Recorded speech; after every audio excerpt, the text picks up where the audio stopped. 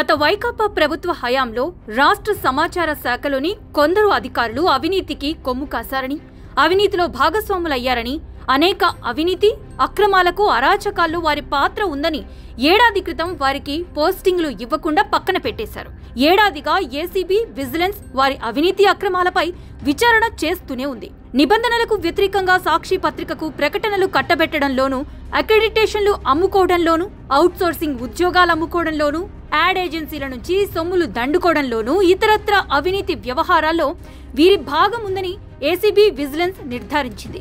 వీరి అవినీతికి ఆధారాలు ఉన్నాయని తమ ప్రాథమిక నివేదికలో ఏసీబీ విజిలెన్స్ పేర్కొంది.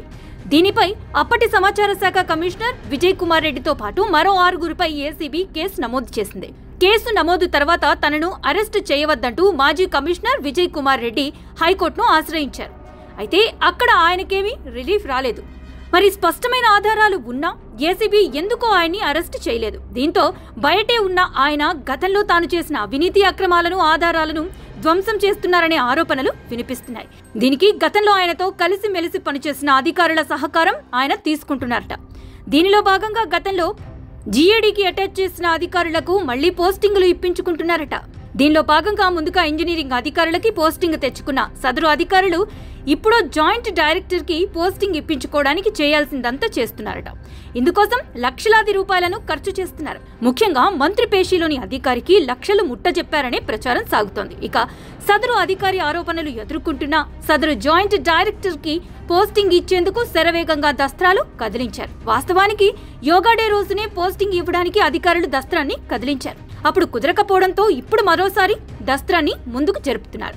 వాస్తవానికి గత 10 ఏళ్ల నుంచి సదరు జాయింట్ డైరెక్టర్ సమాచార శాఖ రాష్ట్ర కార్యాలయంలో పనిచేస్తున్నారు. ప్రభుత్వ నిబంధనల ప్రకారం 10 ఏళ్లు పనిచేసిన వారిని అక్కడి నుంచి బదిలీ చేయాలి. కానీ సదరు అధికారి తనకున్న ధనబలం, వైకాపా పార్టీ బలంతో మళ్లీ అక్కడే తిష్ట వేయటానికి యత్నిస్తున్నారు. దీనికి మంత్రి కార్యాలయం వంతపడుతోంది. అవినీతి అధికారులను శిక్షిస్తామని అసెంబ్లీ సాక్షిగా చెప్పిన మంత్రి పార్థసారథి ఇప్పుడు అవినీతి ఆరోపణలు ఎదుర్కొంటున్న అధికారులకు మళ్లీ కీలక పోస్టులు ఎందుకు ఇస్తున్నారు? దీనిలో ఆయనకున్న లాభమేంటి? ఇదే విధంగా వివాదాస్పద అధికారి అయిన జాయింట్ డైరెక్టర్కి పోస్టింగ్ ఇవ్వడానికి మంత్రి కార్యాలయం ఎందుకు అత్యుత్సాహం చూపిస్తోంది?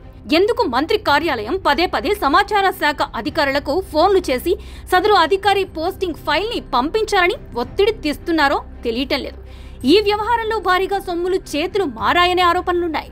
కాగా ఈ అవినీతి అధికారికి పోస్టింగ్ ఇప్పించడంలో గుంటూరు జిల్లాకు చెందిన అధికార పార్టీ ఎమ్మెల్యే అండ కూడా ఉన్నట్లు ప్రచారం సాగుతోంది. రాజధాని ప్రాంతంలోని సదరు ఎమ్మెల్యే తన సామాజిక వర్గానికి చెందిన ఈ అధికారికి పోస్టింగ్ ఇప్పించడానికి అత్యంత ఉత్సాహం చూపిస్తున్నారని తెలిసింది. ఆయన ఉత్సాహానికి కారణం ఏంటో ప్రభుత్వ పెద్దలే తెలుసుకోవాలి. గత వైకాపా ప్రభుత్వంలో సమాచార శాఖను అంతా తానే నడిపించిన సదరు జాయింట్ డైరెక్టర్ కోట్లాది రూపాయలు సంపాదించారనే ఆరోపణలున్నాయి. ఈ సొమ్ముతోనే ఇప్పుడు సమాచార శాఖ మంత్రి కార్యాలయాన్ని తన స్వాధీనంలో పెట్టుకున్నారని సదరు అధికారి చెప్పుకుంటున్నారు. తనకు పోస్టింగ్ ఇవ్వకుండా బ్రహ్మదేవుడు కూడా ఆపలేడని, తన సత్తా ఏంటో చూద్దురు అంటూ సవాళ్లు విసురుతున్నారట. ఒకప్పుడు సమాచార శాఖ మొత్తాన్ని తన గుప్పిట్లో పెట్టుకుని కార్యాలయాన్ని వైకాపా ఆఫీస్గా మార్చేసిన సదరు అధికారికి ఇప్పుడు మళ్లీ అక్కడే పోస్టింగ్ ఇస్తే జరుగుతున్న దర్యాప్తుపై ప్రభావం చూపదా? ఇప్పటికే సమాచార శాఖ అవినీతిపై విచారణ అంతంత మాత్రమే జరుగుతోందన్న అనుమానాలు జర్నలిస్టు వర్గాల్లో ఉంది. ఇప్పుడు మళ్లీ అదే అధికారికి అక్కడే పోస్టింగ్ ఇవ్వడంలోని ఆంతర్యం ఏంటి?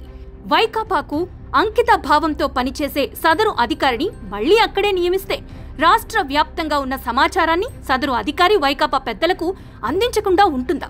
జగన్ కి అత్యంత నమ్మకస్తుడైన విజయ్ కుమార్ రెడ్డి శిష్యులకు కూటమి ప్రభుత్వం మళ్లీ కీలక బాధ్యతలు అప్పగించడం ఏంటి? ఇలాంటి ప్రశ్నలే ప్రజల్లో వస్తున్నాయి. మరి వీటికి సమాధానం చెప్పేదెవరు?